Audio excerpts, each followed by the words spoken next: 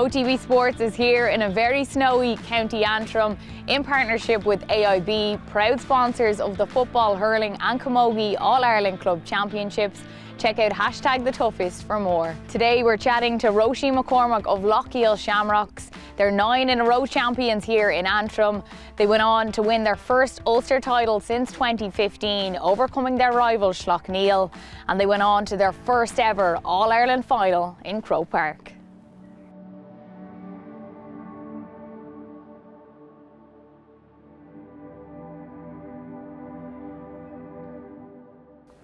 Róisín McCormick, we're here in Loughgiel Shamrocks in County Antrim. Tell me a little bit about the club. I'm sure you have many fond memories out on the pitch here. Oh no, it's a great club and I'm glad to have you up here in Loughgiel. It's a very, very large club and they all love the hurling and camogie. It's a very small village and plenty of great teams have came through Loughgiel in the years and won plenty of medals, and I'm glad to say I've been on one of them teams before.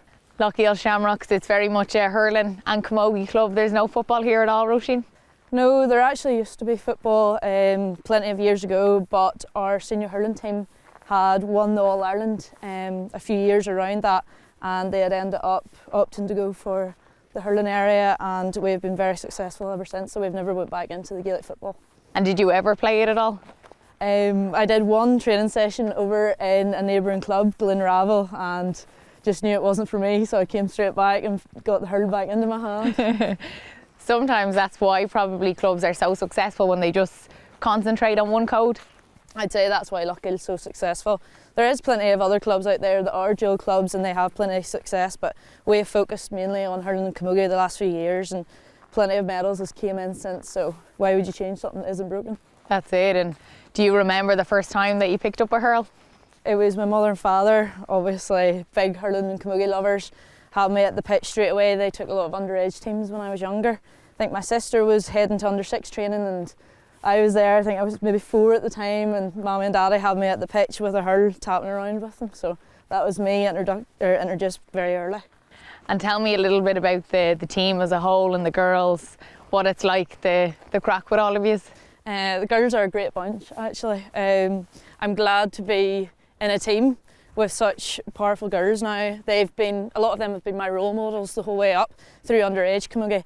I used to look up to the likes of Loughgiel McNaughton, Sean O'Devil and Maeve Conley. They're a great bunch now. Plenty of jokers within the team as well, but they're dedicated when it needs to be. Róisín, 9 championships now in a row in Antrim, so the club has been so successful. Can you remember when you first came onto the team and winning your first championship? So I have 6 championship medals now in a row with the senior camogie team. My first senior championship was against Ballycastle and came on in the last 10 minutes and scored a point. And then that was me blooded into the team from then on in, and then came on in that next Ulster final against Loughgiel to score a goal that equalised the game, but Loughgiel ran away with it in the end. Oh, Loughgiel, yeah, they have been a big rival of yours in Ulster, and finally this year you got over the line against them. I know, it was a long time coming, so it was. We've been waiting a while in that one, but Loughgiel became more of a mental block than a physical block the last few years, and this year we went in with a new mindset, just thinking we don't have anything to lose, and finally got over the line against them there. And when you lose to a team for 7 years in a row, you know, as you said, there must be a mental block, and you probably think to yourself, like, we're never going to do it, I just want to give up. We definitely hit that wall last January. We had ended up playing the COVID Ulster final and the 2021 Ulster final within a few weeks, and we'd ended up losing both them finals. Now we drew with them in Ballymena, and then the game went to replay in Glen, and they ended up running away with it, and then the same happened in the final in January. And after January, I think everybody was ready to just give up and pack it in. We had all lost hope at that stage, but then fresh new management came in, give a brand new perspective, and the girls were like, we have nothing to lose now, we may as well go for it, see how far we can go. And we ended up getting over the line with that extra bit of carelessness we had this year, I believe, and finally got over the line, and we went really good in the All-Ireland series. And tell me what it was like, I suppose, when that final whistle went, when you knew you'd finally got over Loughgiel.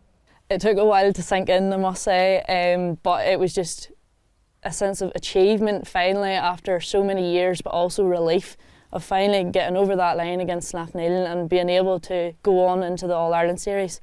I think for myself as well, it was a big achievement because it was finally my first Ulster medal after having so many Antrim medals in a row. So yeah, it was a big achievement for myself, but also the club. And what were the celebrations like after you won that Ulster title? Obviously it's a massive achievement, but at the same time you're thinking, right, we're through to an All-Ireland semi-final here. I'm not going to lie, we definitely came home and we made the most of the celebrations for 1 or 2 days, but that Thursday of the week we went straight back into training knowing that we had a job to do and we could go further into this competition, so we had to make the most of it while we were in it. Next up, it was the All-Ireland semi-final against Róisín of Tipperary. 3-6 to 2-6 in the end, Róisín, so you got over the line by a goal? Yes, we got over that All-Ireland semi-final. We fought in tough conditions now. I don't know if you had seen the pitch or not that day. There was plenty of snow and we ended up changing the hurling ball to a yellow ball just because we kept losing it in the first half. But finally got over the line now. It was a tough game, but winning by a goal, it was just a huge relief at the end. Similar conditions to what we're out in today then. And it is difficult when it comes to an All-Ireland semi-final and then you're not only battling, going out against a brilliant team, but also the conditions as well that can play a part. Oh, definitely. We knew Róisín had that extra bit of experience, so we knew that we had to come in with all guns blazing from the Ulster final. I think after our performance in the Ulster final, it gave us a massive boost, knowing that we were able to do the job and how good we could actually perform. So we were just bringing that into that day now against Róisín.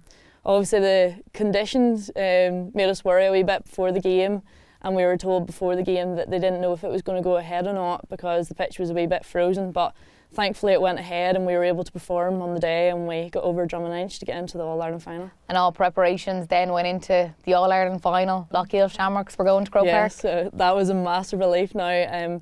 I don't think that All-Ireland final will ever sink in. On the day, on the weeks up to it, in the training sessions, I don't think anybody realised how far on we got in the championship. Coming up against Sarsfields of Galway, you probably knew a lot about them going into the game. They were looking to go back-to-back All-Ireland titles, so a team that had a lot of experience playing in All-Ireland finals in Croke Park. Yeah, we knew coming into that final that Sarsfields did have that extra bit of experience on us, but knowing that the likes of Loughgiel has beat them before, we told ourselves that we were capable of getting over the line with them now. I would know a lot of the girls on the Sarsfields teams, the likes of Siobhan McGrath and Niamh McGrath and that. We knew that we definitely had a massive challenge ahead of us, but that we just need to bring the best performance we could that year.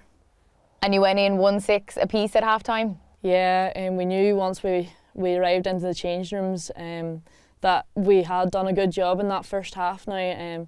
Sarsfields went up 4 in that half and we ended up being able to crawl it back and went in. Now we were expecting a wee bit of a bollocking because it took us so long to get into the first half, but thankfully there was a lot of positives come out of that and we just knew that we were right in the middle of the game and we were well capable of getting ahead. Can you remember the buzz and what it was like in the changing room at that half time? Everybody was just buzzing about how we brought it back and how we were starting to come in the game, and we just knew if we kept that standard of camogie up in the second half that we were well capable of winning the All-Ireland final. And you were on the frees as usual. You got 8 points in the All-Ireland final and some of the free taking, Róisín, was just exceptional. You were taking frees from really tough angles in Croke Park, from the midfield area, 60 yards out, and you didn't miss any. I knew when I was going on to them that there was a lot expected of me because there's a lot of pressure. You're obviously in Croke Park, it's an All-Ireland final, you need to be on the scoreboard, you need to be taking as many chances as you get, but thankfully all of them were going over and I was able to keep us in the game. Yeah, I spoke to you directly after the game. I asked for you to come in to do an interview. We can request players, and I really wanted to speak to you just after your performance. And you came in, and just before we started the interview, you just broke into tears and said, I can't believe after getting over Loughgiel, we didn't do it, we didn't go the whole way. Yeah, I think you gave me a hug as well when I was crying to you, so I apologise for that. Oh no. You got me at a very bad time, but just seeing the hurdle that we got over with Loughgiel, we just knew that Well, we believed that we were able to win the All-Ireland final, and it was heartbreaking on the day, but hopefully in the next few years it's coming. Is it something that you spoke about or even mentioned, we want to get back here, we want to be back in an All-Ireland club final? Oh yes, that was definitely the chat. Before, during and after the game, I think we will always be striving to be back there because we know that we are capable of being there.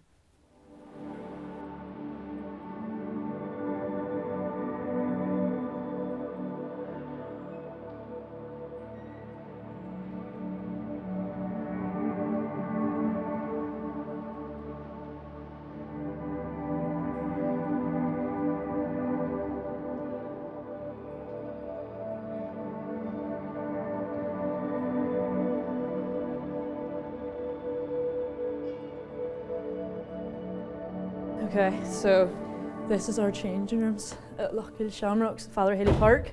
If we just head up the stairs here to the main area, there's plenty of memories, I must say, in here between teen discos, hurling championship celebrations and our very own camogie celebrations. It's lovely, yeah, really, really nice. And as you're walking in, you see that there's plenty of other successful teams up on the walls. Yes, as you can see, there's many pictures of great teams that have came through. Three very, very obvious teams are the two All-Ireland hurling winning finalists and my very own under-14 All-Ireland winning team. And that was in 2014? Yes. And how many of those girls are playing today or played on that All-Ireland team? There's roughly 7. We're on my under-14 panel that were on the senior panel within the last few years. Amy Boyle, being the captain of the first under-14 All-Ireland winning team, she was actually the joint captain this year with Lucia McNaughton. Megan McGarry was on the panel this year, Mary McKillum was centre half forward this year, myself on the team, and plenty of other girls that were either on the panel or have been on the panel the last few years. And how special is that to have won Féiles together, to have stayed together the whole way up, and then to, you know, be Grayson Grove Park in an All-Ireland final together? It's great knowing that we've experienced that all together. We're a close-knit group now, I must say. We still have our very own group chat and we continue to have wee tea dates all together. So we're always in it together and we've had success together and we've went through the losses together. So we're a great group now and I'm glad to say I've grown up and played alongside them all my camogie career. It feels like camogie has had a massive impact on you as a person? Definitely. So much comes with camogie now. Like, I know there's a lot on the physical side, but it takes a toll mentally, and just having them girls always there for support, like the friendships you make through it. So it's a great sport to be involved in. Would Loughgiel Shamrocks be a close-knit club? We'd be a very close club now. It's a small village, so we've all grown up together. We've been in the same primary schools, the same secondary schools. Yeah, it seems like a very small village. How many people live here? Do you even know maybe the estimate of population that live here? It seems quite small. I would say there's roughly around 2,000 people, if even. Wow. So it's a very small club, very small village. Like, everybody knows everybody. So it's so important to keep all of you together, like to keep all the girls playing, because it's not as if you can go out and just, you know, pick more players, that there's not that many more, so everybody has to stay together. Yeah, we don't have it as easy as the likes of like towns such as Ballycastle and all. Like, we don't have like our pick. So, but thankfully when you're brought into Loughgiel, you're brought in with a hurl and you're training your whole life, you play camogie your whole life, so we've blooded plenty of players through, great players up through the years, and thankfully come into the senior team and create a great bond within us. It seems like we're definitely in the sticks here in Loughgiel. Does everybody stay here or do they move away for college and the likes? I know yourself, you're in Dublin for college. Normally most college ones around here would go to Belfast, a few to Liverpool and Edinburgh, like that, and then I think I'm the only one at the minute that's down in Dublin, or in the south in general. So I'd say not many people leave Loughgiel now. Everybody loves it too much. And what's that like for you then? Obviously being down in Dublin and having to get back up for the trainings, it must be difficult. It was very tough. It still is tough, but I feel the first year I went down, I did find it very hard. Even just being away from my friends, like obviously I grew up with them for so many years, was so used to being with them every single day of my life in school and at training.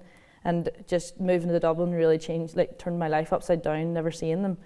So then I made the most of the weekends that I did come up to see them and make the most of everything. But it has been tough, but it's slowly getting easier. The travel never gets easier though. That 3-hour journey on your own, it feels like the longest journey ever.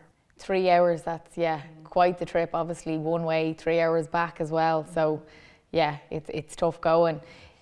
Do you get like help with expenses, that sort of thing, or how do you work all that out? Because that can't be easy, you're only 21 years of age. Well, I did have a part-time job there for a while in Dublin, and it was thankfully helping me through financial issues coming up and down the road, because as you know, like the price of diesel these days is quite expensive. Big time.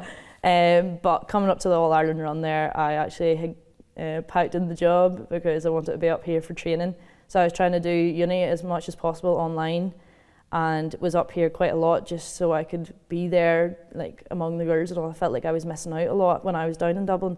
It's not fun doing training on your own. No. So I made the most of it when I was up here, and thankfully won the Ulster in the semi and got through to the final now. So being up definitely did pay off. There's a lot of sacrifice that comes with playing camogie, I suppose, at this level for your club, and then also playing for Antrim. I'm sure over the years you've missed out on quite a lot. Yeah, I've missed out quite a lot the last few years. I suppose county and club, we're playing at the top level, so you are expected, but you also want to be there all of the time. I've sacrificed many nights out and I suppose holidays as well for just the love of the game and just always wanting to be there and be involved and have success through the sport. So, but in the end, the sacrifice is always worth it.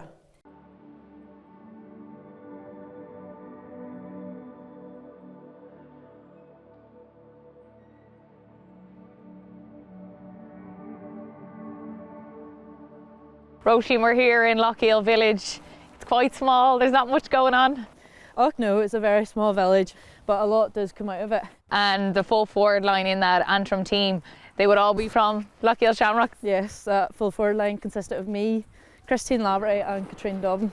Having so many girls come from the Loughgiel team into the Antrim team, it says a lot about the club and the grassroots and the managers that you have in there.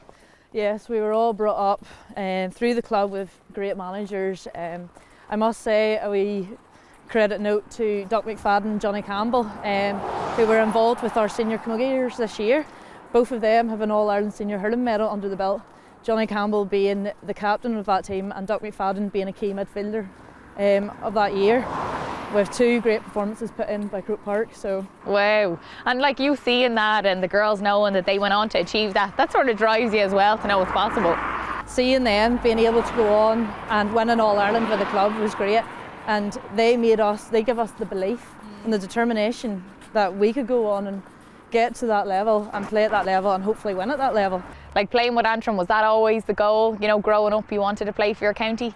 Well, every age group since under 12 I've actually played for county, and never really had a break from it, but I always did love coming up because we did have quite a lot of success under 16 at minor with the county teams. But when I was coming up from minor, the senior camogie team for Antrim was actually at a low, probably their lowest point ever. We were struggling for numbers, there was no commitment, there wasn't really management, were in and out.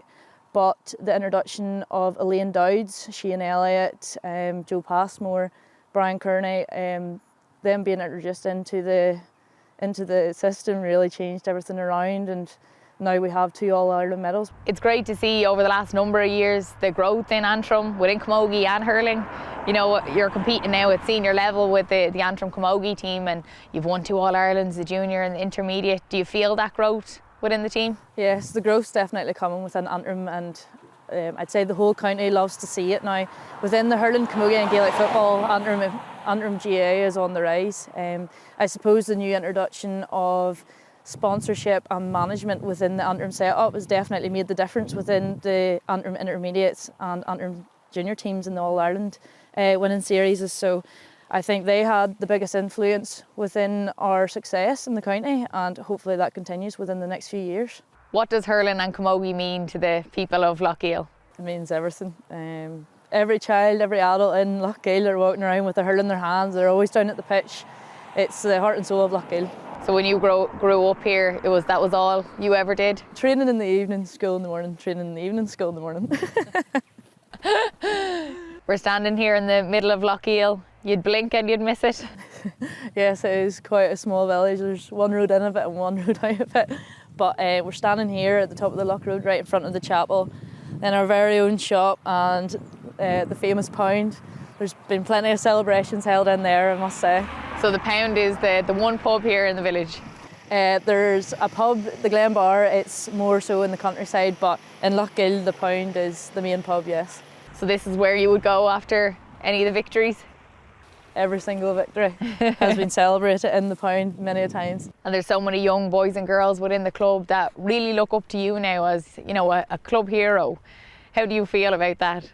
I'm just glad to see that the young ones are looking up towards myself and my teammates, like the likes of Lucia McNaughton and Maeve Conley, Sean Devlin, Amy Boyle. They've all been as successful as me, and they all love the game as much as I do and put in the same amount of work and determination. So seeing the young ones look up to us really does mean a lot, and we're very grateful for it, to have that support system behind us within the club and the county.